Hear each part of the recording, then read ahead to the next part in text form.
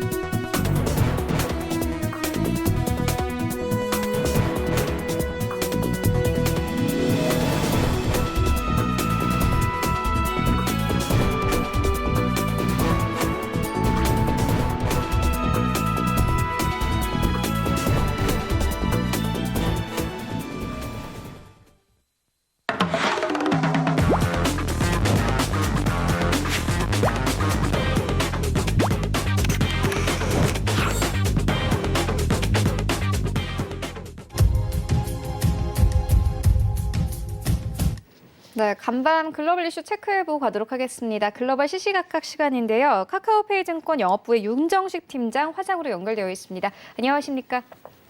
네, 안녕하세요. 네, 먼저 간밤 시장 상황부터 짚고 가도록 하겠습니다. 3대 지수 모두 상승했는데 특히나 반도체 업종이 크게 올랐고 애플 측에서 인하우스 칩 관련된 계획을 발표하면서 나스닥 시장이 크게 힘을 받았습니다. 사상 최고치를 다시 한번 경신했는데 만선 위에서 거래를 마쳤습니다. 국제 유가의 흐름도 괜찮았습니다. 40달러 윗선에서 거래를 마감했는데요. 시장 자체가 좀 괜찮았습니다. 시장 분위기 어떻게 보셨습니까? 네, 시장에서는 이 코로나 바이러스 감염증의 재확산 우려가 있었음에도 불구하고 주요 지수 그리고 주요 상품 선물 등 자산 관련된 모든 것들이 대부분 상승했다라고 보시면 되겠습니다. 우려감보다는 이 유동성의 힘으로 모든 가치들이 다 올라간다라고 보시면 되겠는데요. 지수부터 정리를 좀 해드리겠습니다. 이 전일 뉴욕 증권 거래소에서 다우존스 30 산업 평균 지수는 전장보다 0.59% 상승한 26,024.96에 거래를 마쳤고요. S&P 500 지수는 전장보다 0.65% 상승한 3,117.86에 그리고 나스닥은 1.11% 상승한 1056.47에 장을 마감을 했는데요. 이 나스닥은 종가 기준으로 사상 최고치를 경신했습니다. 이 시장은 코로나19 확산 상황과 그리고 정부의 부양책 관련 소식 등의 촉각을 곤두세웠는데요. 미국과 남미 그리고 독일 등 세계 각지에서 코로나19 확산 속도가 다시 빨라지면서 재유행에 대한 우려감이 커졌습니다. WTO 같은 경우도 지난 일요일 전 세계의 코로나19 신규 확진자가 18만 3천 명을 넘어서 역대 가장 많은 수를 기록했다고 밝혔는데요. 미국의 신규 확진자는 5월 초 이후에 다시 3만 명 이상으로 올라갔습니다. 이 그레그 에버트 텍사스 주지사는 이 전일 브리핑에서 코로나19가 용인할 수 없는 비율로 확산하고 있다라고 우려감을 표할 정도로 이 다시 신규 확진자 수가 증가하는 그런 모습들을 보여줬는데요.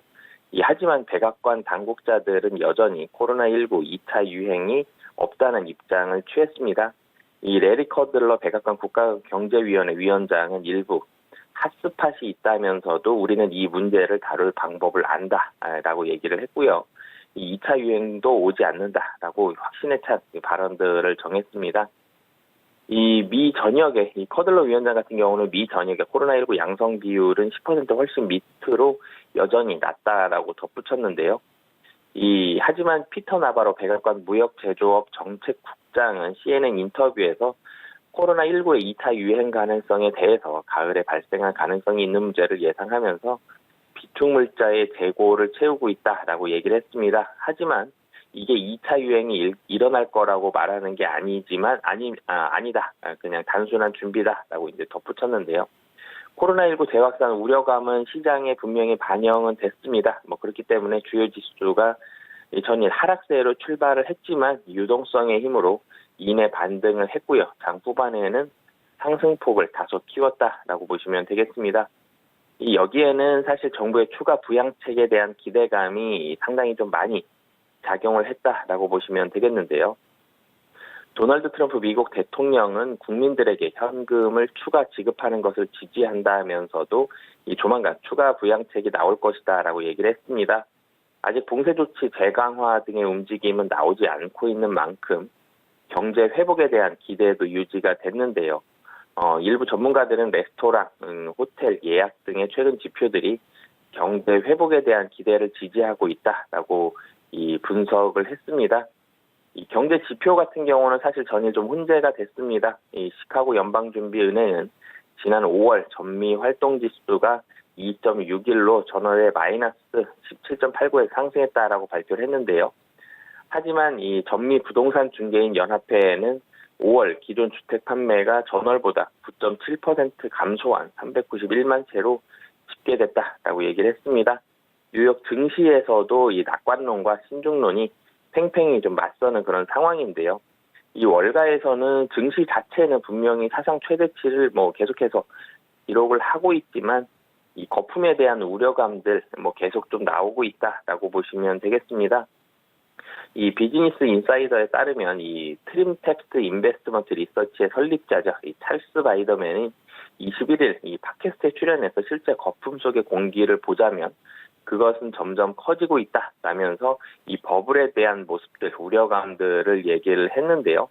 바이더맨 같은 경우는 최근에 반등 흐름에 대해서 돈이 금융 자산으로 들어가고 있다면서 이 돈 대부분은 중앙은행이 만들어낸 것이다라고 얘기를 했습니다. 연준의 거의 역대 가장 큰 규모의 이런 부양책이 자산 가격에 대한 상승으로 이어지고 있다라는 얘기인데요. 유동성이 너무 많기 때문에 시장 가치가 몇 조 달러 불어난 것은 놀라운 일이 아니다라면서 이것은 경제와 아무 관련이 없다라고 얘기를 했습니다. 다시 정리를 좀 해보자면 연준의 이런 정책이 유동성을 풀어내는 정책이 시장과 경제 그리고 현실 간의 괴리를 키웠고 이는 결국 투자자의 조심성 없는 행동으로 이어지고 있다고 덧붙였는데요. 중앙은행의 이런 화폐 인쇄만으로도 유지되는 1에서 2%의 성장률을 보고 있다라고 바이더맨은 덧붙였습니다. 비상식적인 소비 패턴도 바이더맨은 자산 가격 상승에 영향을 미쳤다고 평가를 했는데요. 세전 연봉이 전년 대비 12%나 줄어든 것을 믿을 수 있겠는가라면서 이런 세상 속에서도 자동차 그리고 신규 주택에 대한 판매는 급증하고 있다라고 얘기를 했습니다. 사람들은 돈을 빌리거나 과잉 공급된 유동성으로 자산을 사들이는 것이다라고 얘기를 했는데요. 이런 유동성에 대한 부분들, 버블에 대한 부분들은 시장에 지속적으로 좀 우려감으로 작용을 하고 있고요. 최근 업종별로 강세를 지속을 하기보다는 순환매가 상당히 좀 빨라지고 있습니다. 그러면서 종목 쏠림 현상도 높아지고 있는데요. 이런 부분들도 시장에 대한 자신감보다는 유동성의 쏠림에 따른 종목과 업종 변화가 최근에 시장을 이끌었다라고 보시면 되겠습니다. 전일 미국 시장에서 주요 업종과 종목들을 조금 더 말씀을 드리면요. 결론적으로는 언택트 관련 종목들이 상승을 확대했다라고 보시면 되겠습니다. 온라인 회의 업체인 줌비디오, 그리고 대형 기술주인 MS, 아마존, 알파벳, 넷플릭스, 엔비디아, 여기에다가 세일스포스, 인투이트와 같은 소프트웨어 업종, 그리고 페이팔, 마스터카드 같은 온라인 결제 회사들은 이 코로나 확산으로 실적 개선, 그리고 점유율 확대 기대감이 높아지면서 적게는 2%, 많게는 4%까지 강세를 보여줬습니다. 특히 애플 같은 경우는 코엔이 아이폰 출하량 예측을 높이고 온라인 환경에 맞춰서 이 5G 업그레이드 주기를 시작했다면서 목표 주가를 상향하면서 2.62% 상승을 했고요. 이 소매 업종에 대한 투자 회사들의 투자 의견이 상향이 되면서 월마트가 1.53%, 갭이 8.26% 상승을 했습니다. 이 온라인 매출 증가, 그리고 과도한 하락 등에 기반한 의견 등의 조정이었는데요.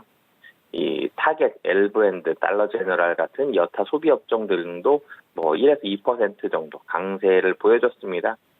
하지만 바이오제는 멀란과의 특허 분쟁에서 법원이 설명 부족으로 유효하지 않다면서 멀란 손을 들어주자 바이오제는 2.48% 하락을 했고요.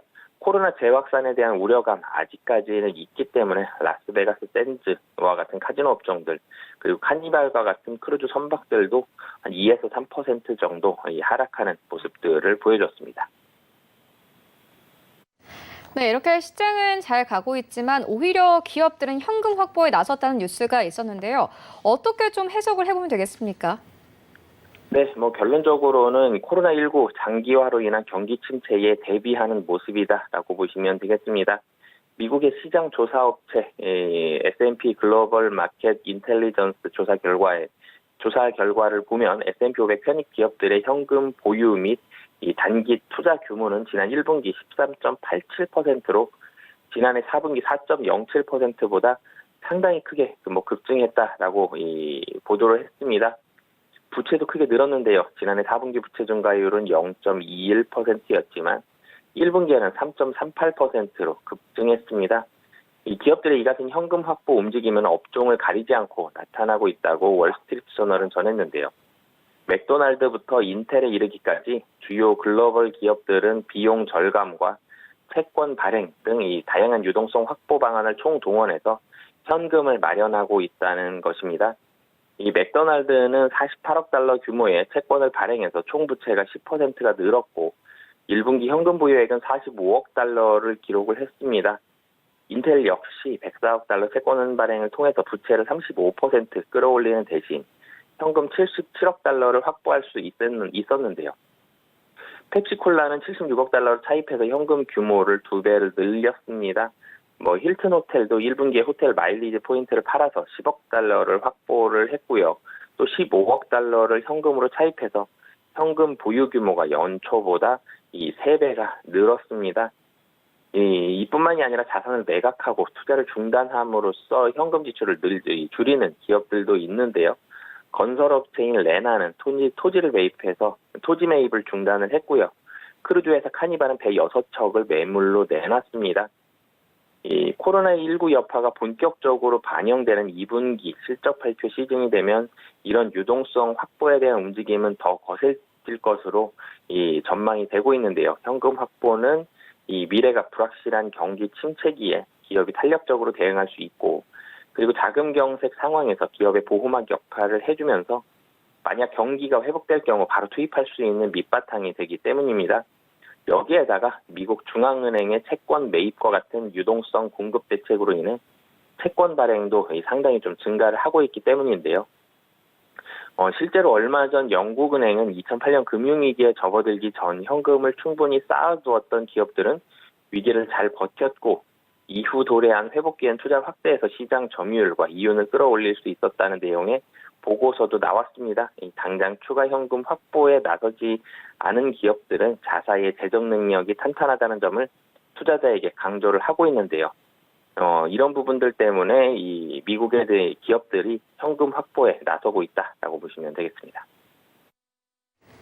네, 유동성이 풍부한 장세가 이어지는 가운데 상대적으로 금리가 높은 중국 채권 시장으로도 돈이 크게 몰리고 있다는 뉴스가 있었습니다. 배경 어디에 있습니까? 네, 이 코로나19 사태로 인해서 세계 중앙은행들이 잇따라서 제로 금리를 선언한 가운데 중국 채권 시장 상대적으로 금리가 높기 때문에 투자자들의 관심을 받는다라고 보시면 되겠습니다. 도널드 트럼프 미국 대통령이 중국으로부터 벗어나 경제적 탈동조화를 해야 한다고 강조를 하지만 이 금리의 차이 때문에 외국인의 중국 투자는 당분간 지속될 것으로 전망이 되는데요. 이 홍콩 사우스차이나 모닝포스트는 이 중국 국가외환관리국 보면 발표 자료를 인용을 해서 지난달 외국인 투자자에게 중국 채권 순매입 규모가 194억 달러 수준으로 지난 4월 대비해서 104% 증가를 했다고 보도를 했습니다. 이 같은 기간 중국계 은행에서 이뤄진 외환 거래는 238억 달러 규모로 전월 대비 61%가 증가를 했는데요. 이로 인해서 중국 본토 내에서 외국인 자본의 비중은 높아지고 있습니다. 이 본드 커넥트에 따르면 중국 본토 비거주자가 보유한 중국 채권 규모는 지난달 말 기준 2조 4,260억 위안 수준이었는데요. 전체 채권 시장에서 비중은 2.6%로 사상 최고 수준을 기록을 했습니다. 5월만 봤을 때 이 외국인 투자자의 중국 채권 보유 규모는 1,146억 위안으로 18개월 내 가장 큰 폭으로 증가를 했는데요. 이런 현상은 이 미국 연방준비제도를 비롯한 주요국 중앙은행이 통화정책을 완화한 결과로 풀이가 되고 있습니다. 현재 중국 국채 수익률은 2.8%를 넘겨서 0.6% 선인 미국의 4배, 0.01% 선인 일본의 200배를 넘어섭니다. 이 전일 중국의 사실상 기준금리인 1년 만기 대출 우대금리는 3.85%로 동결이 됐는데요.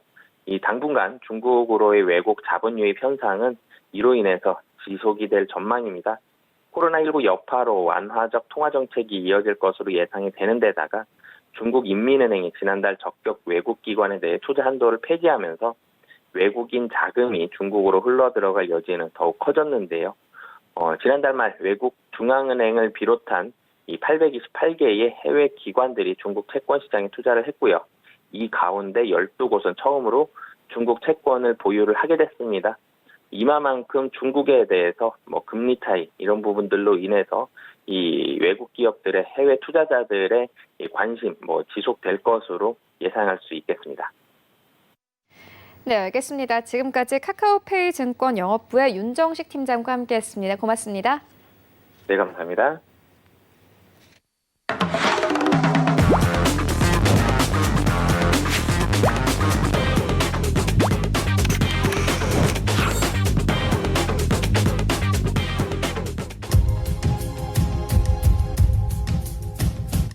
자, 이번에는 국내 시장 쟁점 함께 분석해 보도록 하겠습니다. 라이브 이슈 타임인데요. KTB 투자증권 이서훈 과장 전화 연결되어 있습니다. 안녕하십니까? 네, 안녕하십니까? 네, 중국 측이 미국의 타이슨 푸드의 닭고기 수입을 중단하면서 어제 우리 시장에서 닭고기 관련 종목들이 크게 상승이 나왔습니다. 단기적인 이슈에 불과하게 될까요?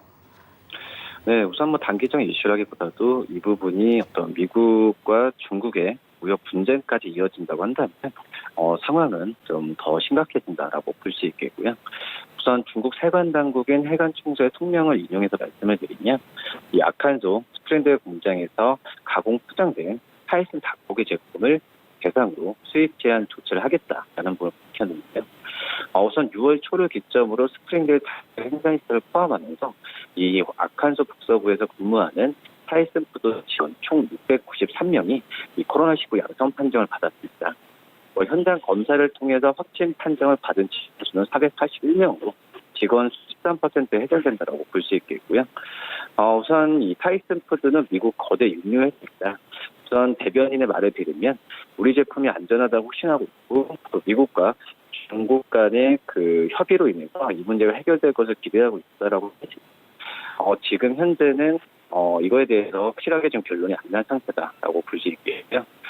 우선 2010년 이 AI 조립 인플루엔자 이후에 미국산 닭음료 수입을 금지했던 게 중국이었는데 작년에 미국과 중국의 무역 시장에서 제한 조치를 해제했다는 걸 밝혔습니다. 그러나 이번에 조치로 미국의 닭고기 수출 산업이 다시 제동이 걸릴 가능성이 크다라고 볼 수 있겠고요. 또 중국이 미국에 약속한 농산물 수입 확대가 제대로 이루어지지 않을 것이라는 우려까지 나오고 있는 상태라고 볼 수 있겠습니다. 중국의 이러한 움직임은 최근 수도 베이징에서 코로나19가 확산된 데 내려진 조치라서 우려감이 크다라고 볼 수 있겠고요. 하지만 반면에 우리나라의 이 육류, 특히 이제 고기 관련, 육계 관련주들 같은 경우에는 어제 주가에는 긍정적인 영향을 미쳤다라고 볼 수 있습니다. 마니커, 특히 이제 이 중에서 마니커와 마니커 FNG가 대표적인 닭고기 관련주라고 볼 수 있겠는데, 우선 마니커 FNG 같은 경우에는 이 마니커로부터 이제 생육을 부위별로 공급받아서 세밀한 부위, 또 튀김 등으로 가공하면서 완제품 상태로 고객사에게 공급하는 그런 구조를 갖고 있습니다. 이제 마니커 FNG는 롯데리아 핫크리스 버거 그리고 BBQ의 스모그 치킨이 주요 이제 제품이라고 볼 수 있겠는데요. B2C 쪽에서의 성장 전략을 수립하고 있지만 B2B 쪽에서의 프랜차이즈 업체의 그런 실적에 대한 기대감이 크기 때문에 이 마니커 FNG를 어떤 육계 관련주에서는 탑픽으로 좀 봐도 괜찮지 않을까 이렇게 보입니다. 네, 어제 시장에 뜨거웠던 업종 짚고 왔습니다. 일단 어제 같은 경우에는요, 중국이 미국의 닭고기 수입을 전면 제한했습니다. 타이슨푸드 같은 경우에는 이 회사에서 코로나19 확진자 직원이 나왔기 때문에 좀 전면 중단을 시켰는데 이와 함께 국내 육개주가 반사 이익을 받았습니다. 어제 마니커와 하림의 주가가 장중에는 급등세가 나왔는데 계속해서 좀 주가 흐름 따라가 보시면 좋을 것 같고요. 이어서 다음 이슈로 옮겨가 보도록 하겠습니다. 최근 계속 급등했던 우선주가 이틀 연속 폭락세를 보이고 있습니다. 관련해서 어떻게 보고 계십니까? 네, 우선 최근에 가장 핫했던 게 이제 우선주라고 볼 수 있겠는데, 최근에 우선주들의 급락세가 이어지고 있습니다. 우선 어제 삼성중공 우선주 그리고 일양약품 우선주가 하한가로까지도 가는 모습을 좀 보여주고 있는데, 최근에 급등했던 삼성중공업 우선주를 비롯한 우선주 폭등 랠리의 배경에는 어떻게 보면 코로나19의 2차 확산 우려, 또 미중 무역 분쟁 같은 주가 악재 요인이 좀 겹친 상황인데요. 하지만은 우선주 급등이 이제 지속됐던 현재 상황에서는 이 순환매 장사의 마지막 국면이라는 부분을 좀 인식이 강하다라고 볼 수 있겠고, 이 변동성이 높은 현 시점에서는 이 펀더멘탈에 좀 주목해야 되는 상황이라고 볼 수 있겠는데, 그런 점에서 이제 우선주들에 대한 이제 시장에서의 투자 심리는 좀 악화된 상황으로 가지 않을까 이렇게 판단이 되고 있습니다. 특히 이제 코로나19 2차 확산에 대한 우려가 좀 존재하지만, 우선 좀 미국의 5월 소매 판매가 전월 대비해서 17% 급증하는 모습을 보여주면서 어떤 보통주에 대한 관심도 다시 한번 높아졌다라고 볼 수 있겠고, 시장에서 좀 잘 알고 있는 종목이죠. 이 삼성중공업 우선주는 10거래 연속 상한가를 기록하면서 이 우선주 광풍이 나타나고 있는데, 보통주 대비해서는 평균 주가 괴리율이 900%가 넘은 걸 본다고 한다면 이 우선주들의 고평가 논란이 계속되면서 이 어떤 차후에는 이 우선주들의 어떤 투자 심리는 예전만큼 할 가능성이 낮지 않을까 판단이 되고 있고요. 특히 이제 우선주를 투자하는 부분이 높은 배당을 기대하는 부분인데, 이 우선주 종목 중에서도 실적이 나오면서 이 높은 배당을 가져갈 수 있을 만한 종목들이 제한되는 상황에서 본다고 한다면 이 우선주에 대한 어떤 시장에서의 관심은 좀 사그라들 가능성이 분명히 크지 않을까 이렇게 보입니다. 네, 그리고 어제 시장에서 다시 한번 네이버와 카카오가 큰 폭으로 올랐습니다. 개인 기관 그리고 외국인까지 매수가 들어오는 모습이었는데 관련된 언택트 종목들 어떻게 보고 계십니까? 네, 대표적인 언택트 종목이 네이버, 카카오라고 볼 수 있겠는데요. 네이버도 어제 신고가를 기록했고 카카오도 좀 반등하는 모습을 보여주고 있습니다.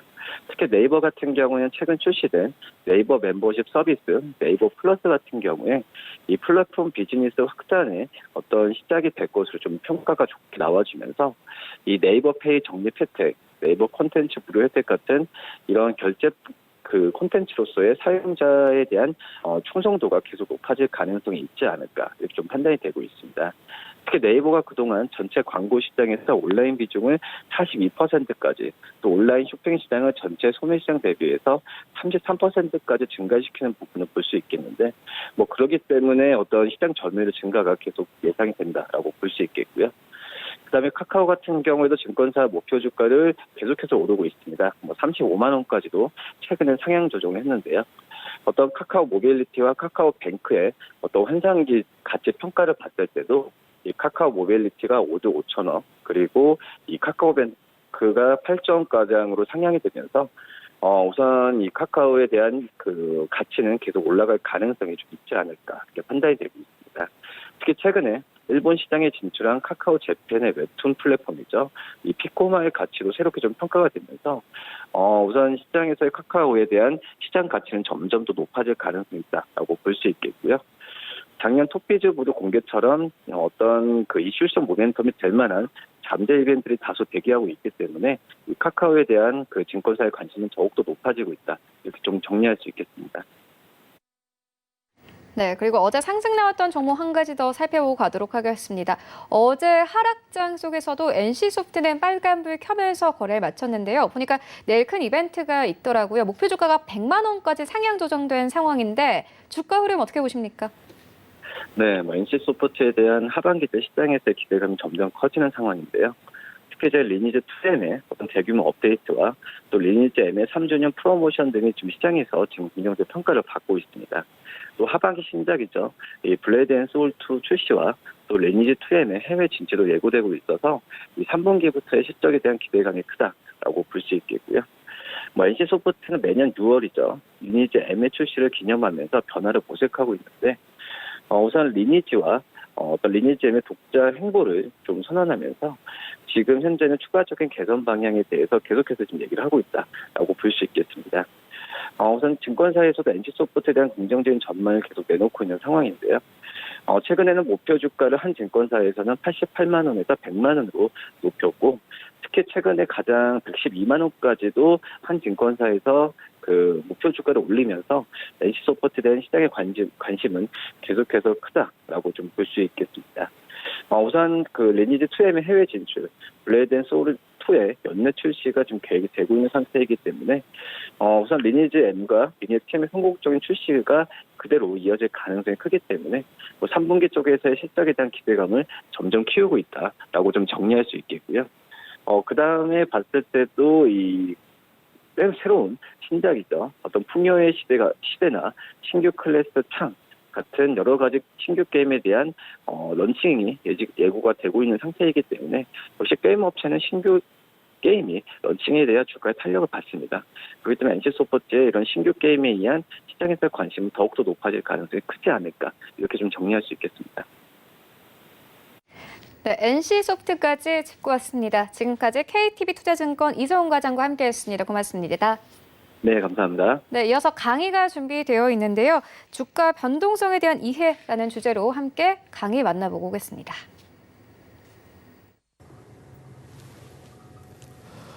자, 안녕하십니까. 서울경제TV에서 해외 선물 강의를 하고 있는 함지한 대표라고 합니다. 자, 이번 시간에는 저번 시간에 이어서 이제 해외 선물에서 굉장히 중요한 개념인 주기 변동성에 대한 개념을 가지고 이제 강의를 시작해 보도록 하겠습니다. 주기 변동성은 말 그대로 이제 거래량이라는 개념인데, 거래량이 있는지 거래량이 없는지 이 시장에서 굉장히 중요한 그 척도로 기능하기 때문에 거래량이 없는 시장과 그리고 거래량이 많은 시장을 저희가 그 판별을 하려면 반드시 이번 시간에서 주기 변동성에 대한 개념을 명확하게 이해하고 넘어가셔야 됩니다. 그래서 그 주기 변동성이라는 개념을 이제 처음에는 굉장히 좀 어렵게 생각하실 수 있는데, 듣다 보시면 굉장히 심플하고 그리고 해외 선물에서 반드시 필수적으로 아셔야 되는 그런 개념이다, 이렇게 보실 수가 있겠습니다. 자, 넘어가겠습니다. 자, 주기 변동성의 사전적 정의를 한번 말씀드려보자면요. 주기 변동성이라는 개념은요, 주기적으로, 말 그대로 주기적으로 들어오고 나가는 이제 변동성, 즉 거래량이라는 뜻입니다.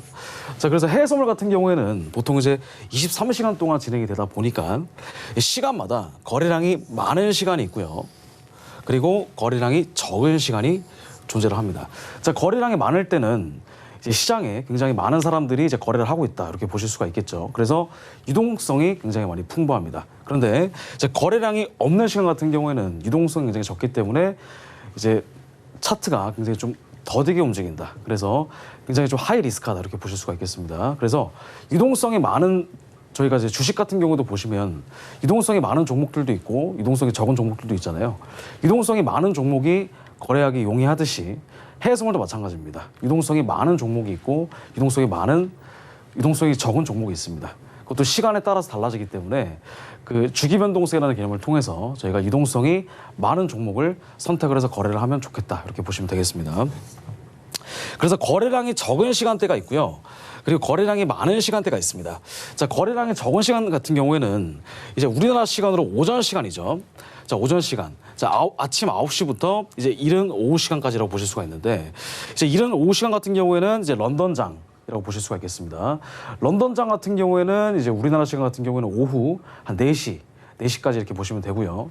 그리고 이제 거래량이 많은 시간 같은 경우에는 서머 타임에 적용이 되는 이제 오후 4시나 5시부터 이제 미국 시장이 이제 활발하게 진행이 되는 이제 새벽 한 2시까지 이렇게 거래량이 많다 이렇게 보실 수가 있겠습니다.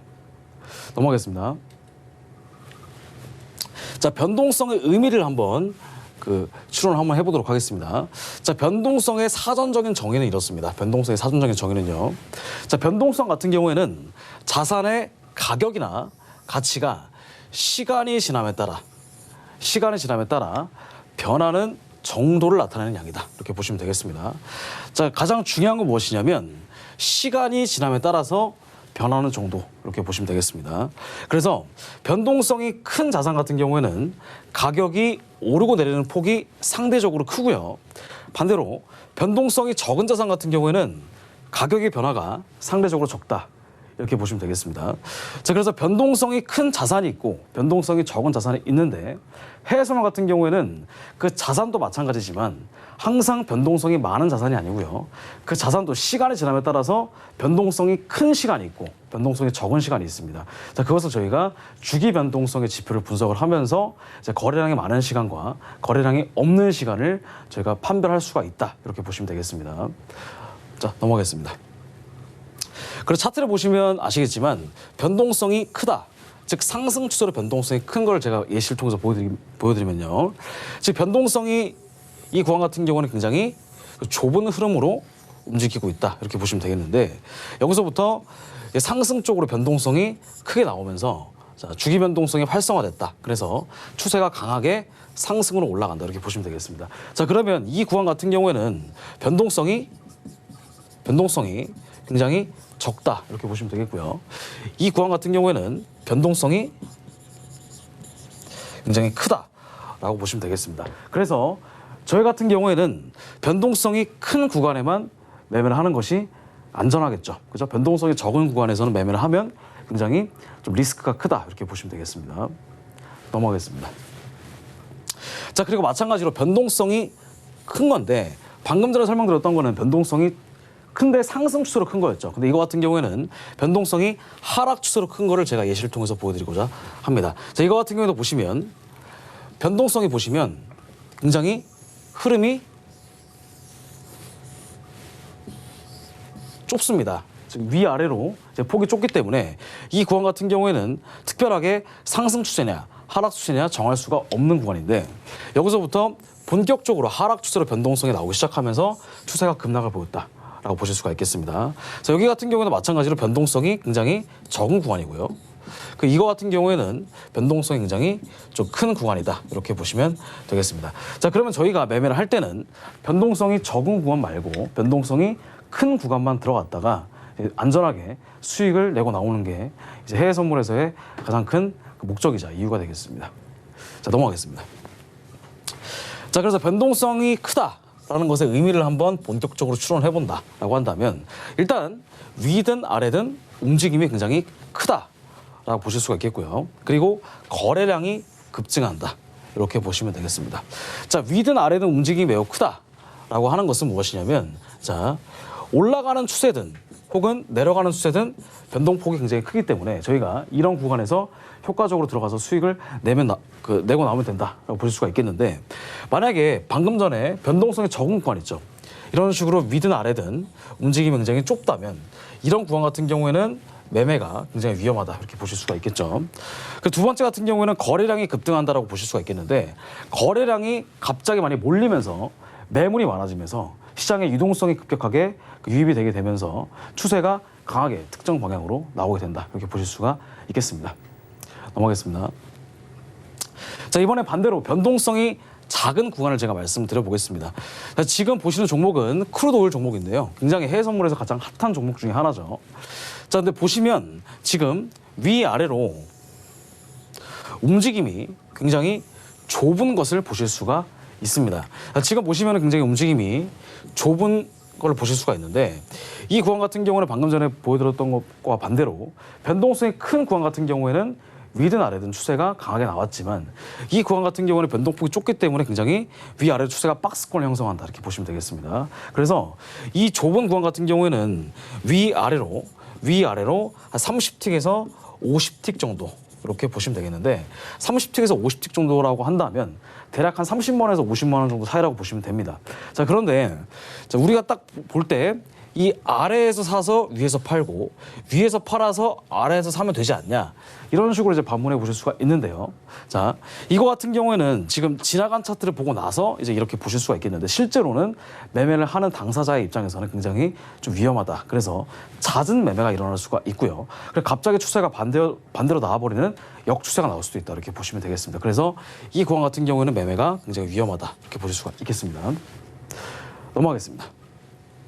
그래서 변동성이 작다의 이제 의미를 반대로 한번 추론을 해보겠습니다.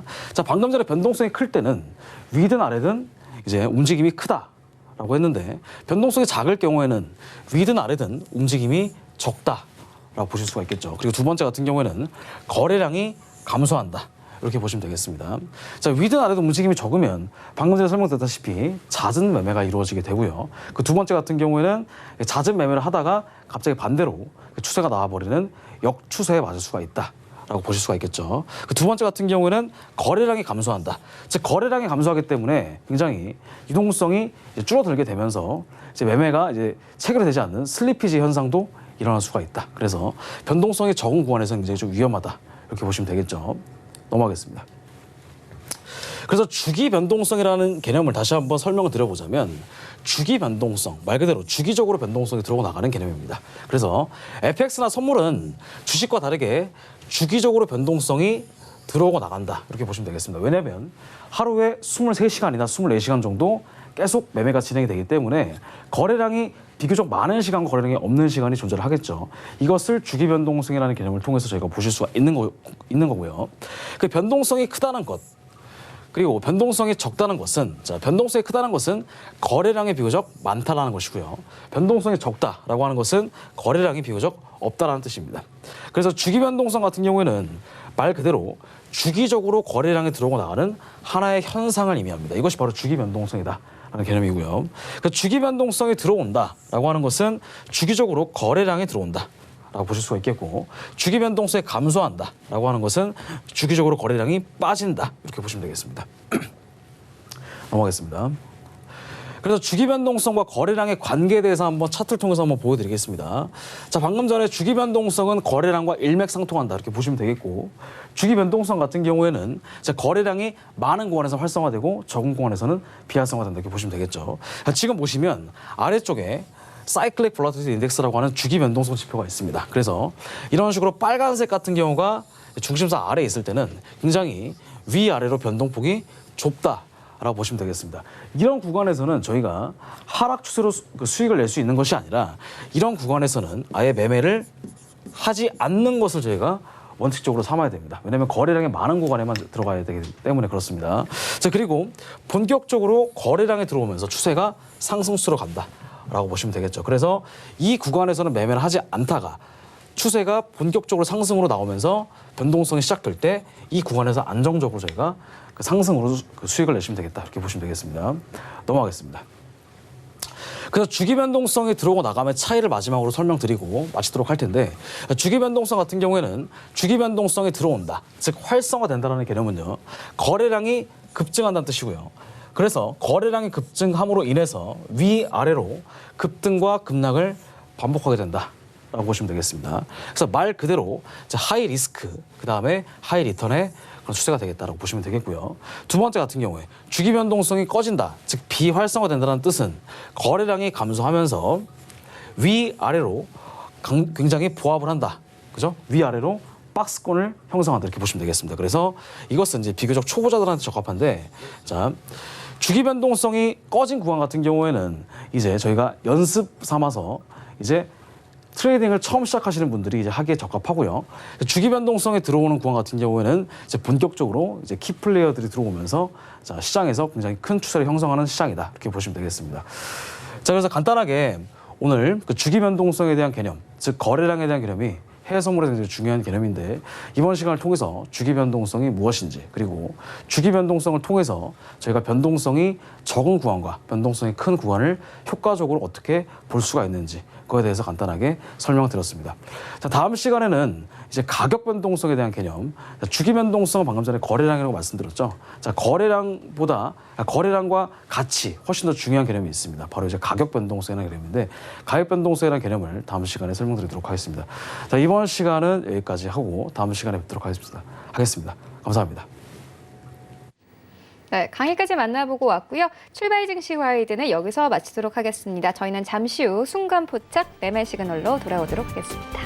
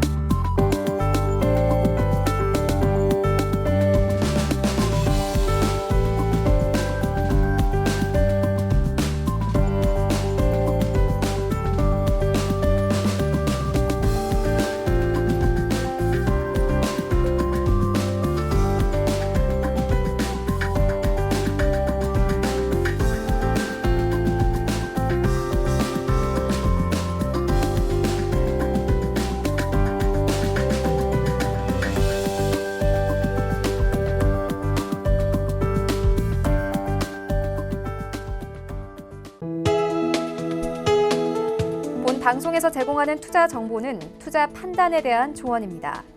방송에서 제공하는 주식의 가치, 가격 상승 및 가격 하락에 대해서는 방송사에서 보장하지 않습니다.